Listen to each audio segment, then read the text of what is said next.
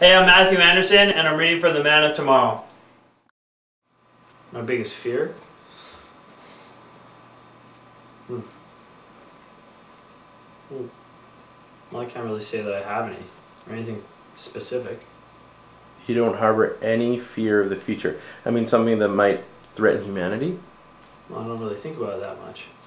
I mean, even if there was some unspecific calamity that brought around the end of the earth, it's not like we'd be losing much. So you have feelings of no responsibility for those who will inherit the planet after we're gone? Well, to be honest, I don't really hold out that much hope for the future. I'm just trying to get my next 50 odd years out of the way without causing any harm or having any harm come to me. So what are you then, a conscientious defeatist? Well, hey, just because I don't believe in some future calamity or have fear of some future calamity doesn't mean I'm not a responsible person. Okay, I obey the law. I don't litter. I drive an efficient car because I don't want to create, more than my fair share of air pollution. But, whether the earth goes up in smoke because of other people's actions doesn't concern me. You're a responsible citizen that doesn't see any hope for the future of the planet? That would be correct. Excuse me, sorry. I've just never met someone who sees the world in such a pessimistic and practical way. I mean, you have absolutely no concern for the well-being of others? What do you mean? Well, it sounds like your only concern is that the planet lasts long enough for your time here. Look, in 5 billion years, the sun is going to go out. So it's ultimately over anyways. Whether the planet is blasted clear in 50 years or 1,000 years, the results are the same.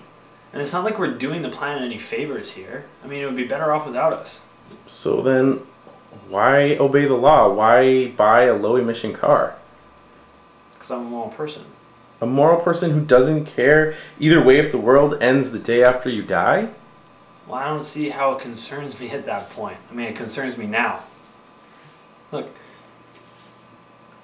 maybe I'm just honest about it, okay? Perhaps I don't feel like I need to pretend for appearance's sake. So, do you think that if I profess to care about future generations that I'm lying? Well, I can't speak for you, but I bet a lot of people out there are good simply for appearances or for the fear of religious reprisal. What about empathy or compassion? Hey, I give a certain percentage of all my paychecks to charity. I don't want to see people suffer any more or less than you think you do. What is that supposed to mean? I mean, do you think that I'm disingenuous if I profess to care for people who are suffering? You're a journalist. How am I supposed to know what you think? Maybe you're acting.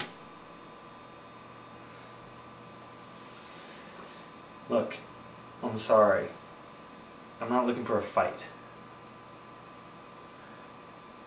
I take it you're an atheist. No, not necessarily. What did you think? Well, aside from the obvious, I didn't see any practical application of what he was saying.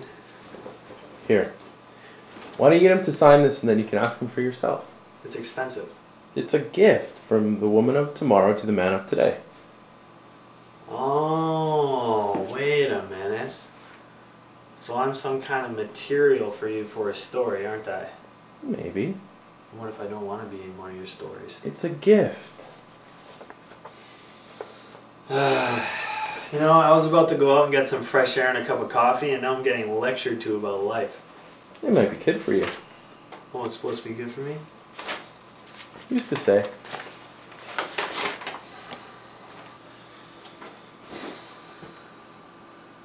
I've never met a libertarian before. It's just another label. I'm just a pragmatist. A pragmatist with a low regard for the rest of society.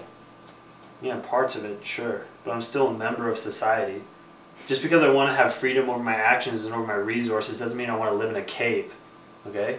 I might disagree with the way society deals with some of their problems, but it doesn't mean I want to ignore those problems.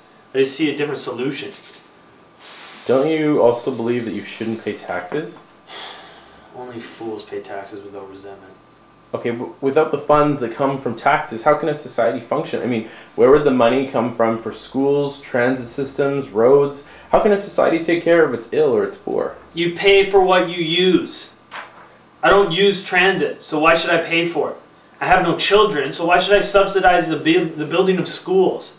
You know, I'm healthy, I exercise regularly, so why should I pay for hospital visits of people who don't take care of themselves? Because you're a member of society and you share in its wealth, so you should also share in its burdens. Oh, my share? I pay for my share through my labors. And what do I gain from that other than some money?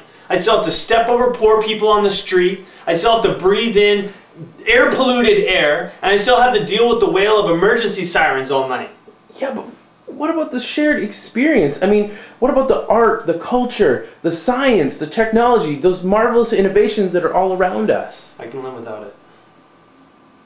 Why would you want to?